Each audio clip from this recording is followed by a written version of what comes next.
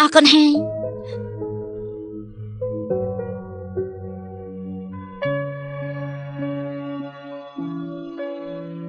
តងសាងប៉ារបស់ខ្ញុំជាប៉ាដែលល្អខ្លាំងនេះហើយជាស្វាមីល្អកាលខ្ញុំនៅពីក្មេងគាត់នឹងម៉ាក់ខ្ញុំចាប់ផ្ដើមធ្វើជំនួយពីលេខ0ស្រឡាញ់គ្នាជ្រាលជ្រៅពួកគាត់ព្យាយាមអស់ពីសមត្ថភាពប្រកបជីវិតដ៏ល្អឲ្យខ្ញុំថ្ងៃនេះក្នុងបេះដូងដ៏ជ្រាលជ្រៅរបស់កូនស្រីម្នាក់នេះខ្ញុំសូមកាន់ទុកជូនលោកប៉ាគេគឺជាកូនក្តីដំបូងរបស់ខ្ញុំនៅពេលនោះគឺខ្ញុំគ្រាន់តែជាមេធាវីថ្មីមិនមានបទពិសោធន៍ហើយនឹងគេឈ្មោះប៉ុន្តែតុងសានគេព្យាយាមជឿចិត្តខ្ញុំ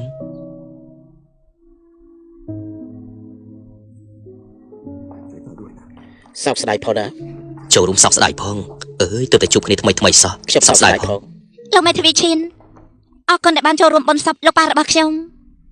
គាត់ជាកូនក្តីដំបូងរបស់ខ្ញុំចាំបាច់ត្រូវតែមើលលោកមេធាវីឈិនខ្ញុំសូមរំខានពេលវេលានិយាយជាមួយលោកបន្តិចបានទេបាទបែនចាអរគុណហើយកូនចេញទៅសិនទៅម៉ាក់មានរឿងខ្លះត្រូវនិយាយជាមួយលោកមេធាវីម៉ាក់ជឿម៉ាក់ទៅចេញទៅសិនទៅចា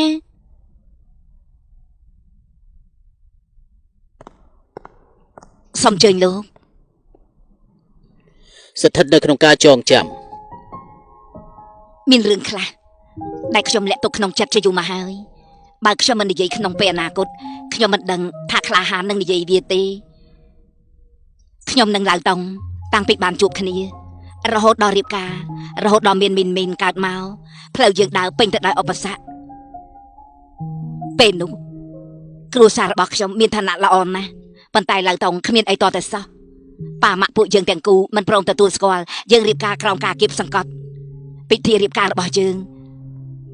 មិនបានទទួលពាក្យជូនពរពីមនុស្សចាស់ទុំទេខ្ញុំលួចរត់ចេញពីផ្ទះដើម្បីឲ្យបានរៀបការជាមួយគាត់គ្មានលុយជាប់នឹងខ្លួនសូម្បីតែម៉ាស៊ីនពួកយើងទាំងពីរនាក់ចាប់ផ្ដើមពីលេខ0ធ្វើការធ្ងន់ខ្លាំងណាស់រហូតដល់ពេលនេះខ្ញុំដឹងថាតង់ចង់លេងលះគ្នាជាមួយខ្ញុំខូចចិត្តខ្លាំងណាស់ប៉ុន្តែខ្ញុំក៏ដឹងច្បាស់ក្នុងចិត្តថាសម្ព័ន្ធភាពរបស់ខ្ញុំនឹងឡើងតង់ឆ្នាំមុននេះទោះជាមានបញ្ហាក៏មិនធ្ងន់ធ្ងរគ្រប់រឿងដែលខ្វែងគំនិតគ្នាសិតតែកែបញ្ហាបានរហូតដល់ការរៀបការមិនអាចបញ្ចប់បានខ្ញុំគ្រាន់តែមិនគិតឡើយថាឡើងតង់សុកក៏